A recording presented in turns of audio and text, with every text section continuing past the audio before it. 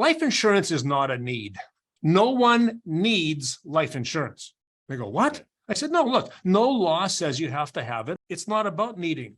You only buy it if you want to protect your family or your business. You want to keep your sweat equity in those things that you've done in your life. If they want to protect their family in that, what I call the ultimate moment of truth. Hi, I'm Chris Reynolds, and I'm on a mission to help independent financial advisors build a better business through a remarkable client experience. In this podcast, you're going to learn how to do that from my conversations with the visionaries, the leaders, the independent advisors who are reshaping the future of the financial advice industry. At the end of each episode, you're going to walk away with an actionable idea that you can take and use right now, and it will help you to build a better business today. This is Turning the Page. Today, I have a very special guest. I have Jim Ruta, who's coming and talking about a whole area of wealth management that we generally don't talk about, which is the whole risk management insurance side. And I know he's going to set me straight on the whole risk management thing. I've known Jim a long time. Jim's written a whole bunch of books, but Jim, you were an author. Tell us a little bit about those books and some of the content and why people would read them. Sure. Thanks, Chris. It's great to be with you today. Look, before we get to anything else, I have written some books. One that may even be useful in your marketplace is this one here, Don't Worry, Retire Happy, with my buddy Tom Hegna out of the US, Canadian version, new edition. Great topic there about how to, what life insurance has to do with retirement. One that's been useful here, How to Win Sales and Increase Profits. Sold 21,000 of those, kind of neat. Wow, expert identity marketing. This book has been very successful as well. So we have done a whole bunch of things. That's excellent, Jim. Let's tell your story. How did you get here? I started when I was 21 years old. And in fact, it'll be 45 years on the October 13th that I've been in and around this business. I started in Winnipeg, Manitoba. I was a successful life insurance agent at age 22, opened my own office at 24, was a sales manager when I was 26, a branch manager by the age of 30. And by the time I was 40, I had an insurance agency on Bay Street in Toronto. And we were with about 250 advisors in it. All of that lasted, I like to say, until about approximately 2:23 p.m. Tuesday, February 23rd, 1998, when somebody walked into my office and said, Jim, we don't know how the heck we're going to get along without you, but starting in about, 3 minutes, we're going to find out. And I ended up part of the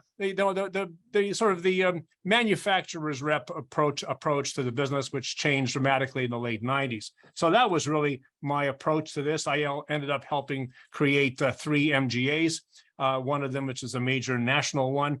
I incorporated my sales and coaching business in about 1999. I've spoken around the world to literally hundreds of events, including the main platform of the $1 Million Roundtable, which would be in the insurance business, at least the number one, event in the world.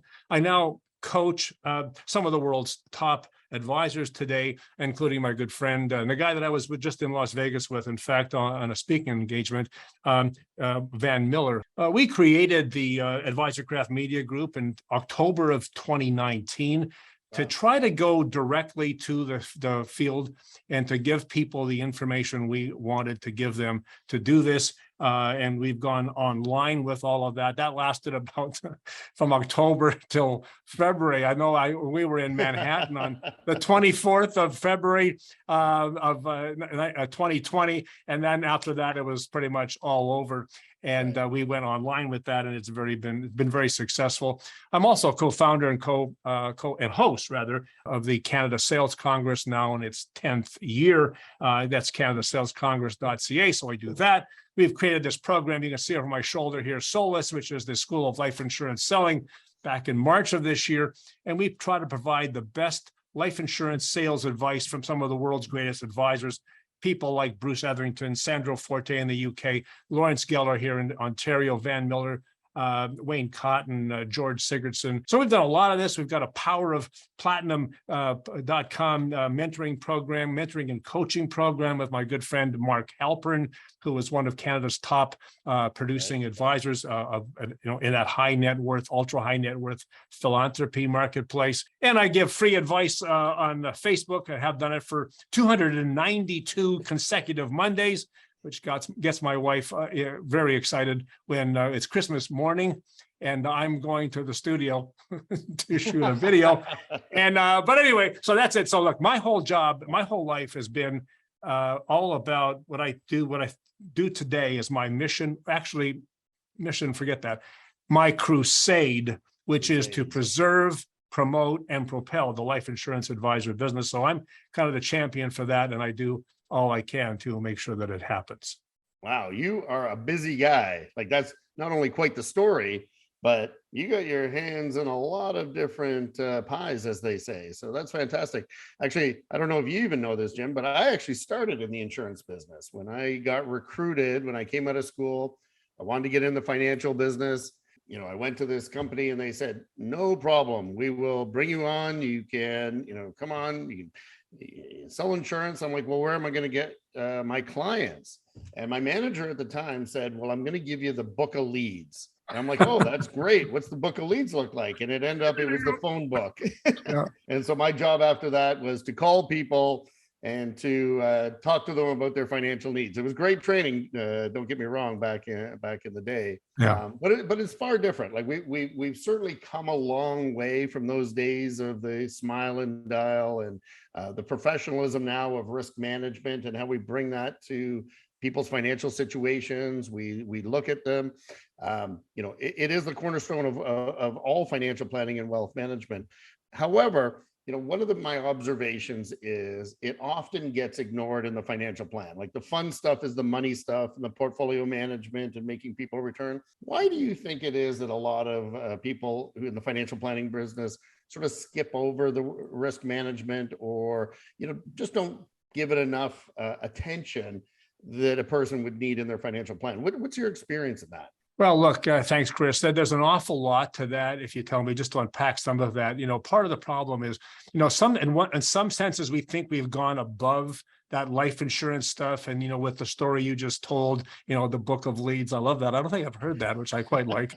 While the business has dramatically changed, the products are still quite similar in lots of ways. I've been at it for a long time. I can see that. And then people are still the same. And so, right. But I think advisors, look, let's be honest, the investment business is the sexy part of the business, if that's legal to say. Yep. But it is that it's the professional, that's what we talk about. And those insurance people, well, there's something different at a level, maybe below this. And I think part of the problem, is that. But I think there's another thing. I don't think we play it very well either. I don't think the insurance business is promoted as well as it could be. And look, there's another thing. No one can be all things to all people. Jacks of all trades are routinely masters of none. And some people say, well, you have to have an insurance hat and an investment hat. And I don't buy that because it's not a hat. It's like a separate head. You've got to have two heads to do, because, look, and I mean, I've sat in your office years ago and we've talked, it's a different thing to follow the market. What's going on? I mean, my guy right now says, Jim, we're only down 8%, which is really good because the market is down 28% or whatever it is. Right. And, Yeah. I have no idea that maybe that is good. Doesn't sound good to me, but it's the way it is. But you've got to know that job. So there is that issue. And I think that a lack of competence really means a lack of confidence. And then no one wants to look silly. So they just don't do anything. And I'll go with one other thing on this too. I think risk management is the wrong word because it also has, risk management is a thing in the investment business, and you would know better than I what that is, but you're hedging your bets, you're doing whatever that is. But risk management, in this case, we just omit some of the very best parts of the life insurance product and the things that it can do. I like to say that, it can also be a lifestyle income creation on top of risk management. So that's a different thing. So there's lots to it. There's a lot to it. And I think one of the things from observation is and you had the point, but I'm going to expand on the point. You can't be everything to everybody and you can't know everything. And so in my observation, a lot of the successful businesses, whether it's, our business or other businesses, tend to bring a group of specialists into one practice so that they can deliver each one of the disciplines the best way they can to their clients. And, again, from observation, and like to get your views on this, where people bring in wealth managers will bring in insurance experts and let's look through my clients' files. Let's see what they need and how we can satisfy them. You've probably seen this. How successful has that been? And what are the pros and cons to that? Well, look, yeah, that is something that happens. And by the way, I think teaming, which I guess is a word now, I didn't Right. know that, but TEAMING, teaming is a thing, and it's a good thing. You know, the Mayo brothers invented medical specialties more than 100 years ago in Rochester, New York. Right. And now it's I think it applies extraordinarily well here. And this goes to my two heads, two hats thing. You need to bring another head in to handle this properly. And I think that's a huge part of it. Now, there are some conflicting problems which have slowed this process down over the years. For example, you know, large premium cases. And by the way, today, all the mega cases come from the investment advisor business. Let's be honest, those big cases. And I think because a lot of those estate planning or the estate, you know, the estate people, the insurance people, when they come in, they're looking for the big case, obviously. But it's really something that, you know, unless you fit it in properly, what you're going to get is this problem where I'm an IA and I'm going, wait a minute, you want to take 100,000 a year out of my book of business? I got enough trouble. The market's down 25%. Look at my income's already dropped. How can we do this? And I think part of that comes from, honestly, that advisors, and I think few advisors, maybe few of any kind, really, life financial advisors, even some of the life guys, sadly enough, don't really know the difference between, you know, like term insurance, you know, which I call terminating insurance, and cash value life insurance either. Well, they don't know the difference. They don't know what they're doing. Again, going back to that, I just don't know. We don't teach them. We don't train them. Look, how many guys like me are out there? You know, I mean, I'm also, by the way, I'm also the Canadian ambassador for lifehappens.org, which is a program, an international program, a nonprofit out of the US that promotes the use of life insurance type products. Why? You would think, why do we have to do this? Well, because it just doesn't happen. You know, there's differences between term policies and cash value contracts, why you use one, why you use the other, but that's part of it. We don't understand, but I think bringing the team into your first point on this is true. The team is useful, but I think the IA has to realize, as you were saying, from a risk management perspective and from a capital deployment perspective, there are some things that can be very, very helpful. For example, you know, in a cash value contract, and there are some tremendous ones in this country, extraordinary stuff, and you will have seen this, and people listening will have as well. I mean, you know, you're talking about building, and I was on a podcast in London, England, with a guy that I know about exactly this, and this is a fixed income, non-correlated asset, which wouldn't have been bad, I'm guessing, in the last 9 months or so. Just saying. Possible. Fixed income, non-correlated foundational asset, not an investment, but a foundational asset that can only increase in value, will never decrease in value. Its cash is vested once it's in there. It grows tax-free, can be accessed tax-free for emergencies and opportunities. It can pay out a lifetime guaranteed income tax-free. I can do all kinds of things, but if you don't know, you never get there. Right. To your point, it's a discipline. It is a discipline. Look, I know a doctor who is an orthopedic surgeon. So a doctor, a surgeon, an orthopedic surgeon, his practice is limited to conditions of the knee. Thank God, because I have two bad ones. And what do we have? Well, it's just an insurance thing. We'll just throw that out there. It shouldn't be a problem. But that's what happens. So we need to teach our IAs, which is why I'm happy to be here, to do that. Yeah. And you've been an evangelist for this type of thing for some time, as long as I've known you, and it really is. It's a discipline. But I also go and I'll tell a personal story about why it's important to incorporate this into the all over financial planning. Way back when, and I'm talking about way back when I was still an advisor and giving financial advice to people, I remember coming across this young couple. They had 3 children. He was actually in real estate, was the only provider for the family. And they showed me their $50,000 insurance policy. And I was like, whoa. I'm like, you only got $50,000? I'm like, you have 3 young children, you got a big mortgage, you have a variable income type of profession. It should have at least 10 times that. Now, I was going to say there was some debate about that. 300,000 was what we originally we agreed upon, and ended up having a policy for 300,000. 6 months later, and you've probably heard a million of these stories, but I think it really gets people thinking. 6 months later, that same individual called me up and he's like, is there paperwork that you have to fill out when you passed away? I was like, oh, yes, of course there is. He's like, well, can you start filling it out? And I'm like, really? He's like, yeah, I'm calling you from the hospital bed. And literally 3 days later, he passed away. And there was something about handing that check to that widow and 3 kids. And I knew that I didn't really do enough for that family, but at least they were going to have 300,000 to, get them by for the period of time. And I think you've probably seen dozens of those types of stories that, as financial advisors, those are the things that really motivate you, is making that it comes to life when those types of things happen. So I know that you have some specific examples of, how this affects clients. Maybe you can share a few with me.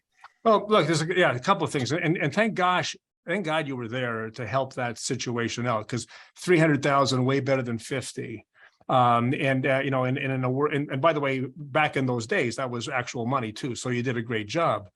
I think you realize something about life insurance too. On one side, with life insurance is one of the last 5 remaining tax shelters left in this country. You can talk about principal residence, lottery winnings, the tax-free savings account, the tax-free first home savings account, where you just added for $40,000 worth, and life insurance. That's all there is. And if you're looking for cash at death, there's no better way to do this. And often, I was in a presentation recently for $100 million of face amount. Wow. $100 million to high-end executives in a very nice boardroom, I can tell you, and $100 million. But it was, and the guy was just talking about basic stuff. He was saying, this advisor, a client of mine, was saying, look, he said, look, there's only 4 ways to create a cash at death that you need to pay the tax in this situation. Sell assets. When the guy said, well, that's never going to work. You can't sell that. Create a sinking fund. You can borrow the money. You can do what I call the windfall method, is that you don't really die when you're supposed to, and you're because your Superman suit arrives in the mail, right. or you win the lotto and everything's good, or you can buy life insurance. I guess that's 5 ways. Right. And here's the thing about life insurance, and I think a lot of people don't understand this in terms of helping with clients. Life insurance is not a need. No one needs life insurance. They go, what? I said, no, look, no law says you have to have it. It's not about needing. You only buy it if you want to protect your family or your business. You want to keep your sweat equity in those things that you've done in your life. If they want to protect their family in that, what I call the ultimate moment of truth. I can tell you, Chris, when my first wife passed away in September of 2009, and we were divorced, and you would think, well, big deal. No, it was not a big deal. No, it was a big deal. My daughter found her 12 hours after she passed in her sleep. Horrible. It was a horrible thing, but I can tell you something. I picked up my daughter off the ground when she was bawling. It was horrible. She said to me the moment of truth question, which was simply this: Daddy, she was 23. Daddy, will we be okay? Right. Daddy. Right. Well, and that's the ultimate moment of truth question. Will we be okay? Now, it happens on situations like you had. And by the way, because of a ton of life insurance, my kids' lives were changed. They lost their mom. They'd have traded the money for their mom in a minute. Of course, they would have, but they didn't have to take the financial hit. So that's the deal. Life insurance is what you need if financial security is what you want. Right. So we talk about yeah, it's a wants analysis, not a needs analysis. Because I say, for example, Chris, would you rather leave if you were to become part of the grill work on a Mack truck on the way home today? Would you rather leave your family, your home, or a mortgage? And there's lots of questions like that. They get at the wants. And don't kid yourself. I have a client who makes about $3 million a year selling only life insurance in downtown Toronto. And he says, don't kid yourself, all life insurance, even business life insurance, is bought because somebody loves somebody. Right. But also because they hate paying taxes and they don't like the government. which is sort of the same thing. There's a love. Which is about the going same on deal. there, Yeah. It's just the flip side. But that's the deal. You see, and if you understand that and you can help your clients pay less tax, how good is that? I have a friend years ago, and a guy that I was I helped put together his MGA, major MGA today, to say it honestly. And he said, it's not about necessarily using life insurance to solve tax problems. It's talking about tax problems and then finding life insurance ways to solve them. Look, how many people today are dying with, $750,000, $1 million in their RIF because we just didn't get there. My father-in-law passed away in December. My wife, looking through the papers, is looking through this and goes, her mother had passed already. So look, Jim, here's a big number. And it was a substantial 6-figure number in dad's RIF. Boy, that'll be good. I says, yeah, nah, geez, Rhonda, God, we got a partner on that one. We got a partner? Yeah, he lives in Ottawa. Yeah. Next door to the Governor General. Yeah, that guy. She goes, what? Yeah, that's half of that is going to be 53.53 here in Ontario. Right. Boom. And away it went. So I look at this stuff like talking to clients about the 4 ways that prudent investors use life insurance. And I just say, just so you know, the 4 ways. They go, what are they? Well, first way, short-term tax-free cash at death. Just the mortgage, to pay the mortgage, to get your spouse and your kids at least to, out of university. To pay bills, whatever those short-term liabilities and obligations you have. There's a long-term version of that as well, which covers off those things that, that really they really never go away. They never expire. Well, the back end of the RRSP or the RIF, when mom and dad are both gone, taxable taxes on investment properties, taxes on the family cottage, whatever is a big one. Yeah. Oh gosh, it's huge stuff. And by the way, this is the season right now I've got several clients who work in the Toronto area, and they're doing a ton of work right now to help people figure out what's going to happen with the family cottage. Because, we bought it for 100,000, 30 years ago. It's now worth 5 million. Right. I was going to say, yeah. Whatever, right. And go, wait a minute. Would you want to have to sell your family cottage to be able to keep it? Sell it to whom? Oh, the mortgage company, so that the kids can all get together and pay the mortgage on this? Or would you rather just leave them the cottage? Right. Or how would you do that? And there's long-term tax-free cash at death. By the way, cash at death is all life insurance is. Right. Tax-free cash at death. Liquidity at death. Yeah. Look, there's also what I call long-term tax-free cash for life. And this is where a ton of people in the IA business, in the investment advisor business, are making a ton of money. It's using that cash value life insurance as an asset class. Fixed income, non-correlated foundational asset. I have a friend who is 79 years old. So he was 78 when he did that. 78. Right. He put... Think about, I thought, you got to be kidding. What are you doing? He says, well, Jim, as you know, I just bought this $4 million whole life policy. I said, $4 million? What? What? He says, it's a premium $400,000 a year. I said, what? Why would you do this? Like, you're 78. Haven't you figured it out by now? You've already got up to here. I know he does. Right. He says, well, Jimmy, you have some idea of the kind of money I make, don't you? I said, yeah, of course. And he does extraordinarily well. He says, well, this is my way to stash the cash. Yeah, it's a very good point. He says, and by the way, if I make it to be 85 and I die, well, they're going to get the whole 4 million plus the money I didn't pay in. And if I live to be 89, which I fully expect, he says, I'm going to be there, I get all my money back. He said, there's no downside. In the meantime, nobody in Ottawa is getting any of the money in that contract. It's something that, and we see a lot of this, and I have over the years, business insurance, people buy it for buy, sell, for partnership arrangements of some description or whatever, lots of stuff like that. Or they had a lot of insurance when the kids were young and they really want to provide that sort of thing. And then later on, they go, well, I don't really need this. But there's another use, and it's the fourth way, which is simply this: long-term tax-free cash for family nobility. Nobility in the family. That's a good point. For family nobility. And I'll tell you, I know of a case like this. The guy had a $1 million policy. It was for buy, sell. The business, he retired, cashed it in, everything was sold. Don't no longer need the $1 million. He could have canceled it. He said, no, I'm going to change the financial trajectory of my family forever. And he left $1 million to his only child. You see, nobility is when you contribute to society, you don't take from society. Nobility is never living paycheck to paycheck, never living hand to mouth. And I know in that particular case, absolutely, it changed everything. Nothing is the same. That's the power of this. And I think when the people listening to this podcast, they go, well, either the guy's a crazy person, or maybe there's, well, or maybe there's something to this. But I can tell you, remember how you felt delivering a $300,000 check? Imagine a $3 million check. Right. I'll give you one last story, just a quick one, because I know of a case where this didn't work out. Very, very successful family in downtown Toronto, very big money, very successful advisor. They spent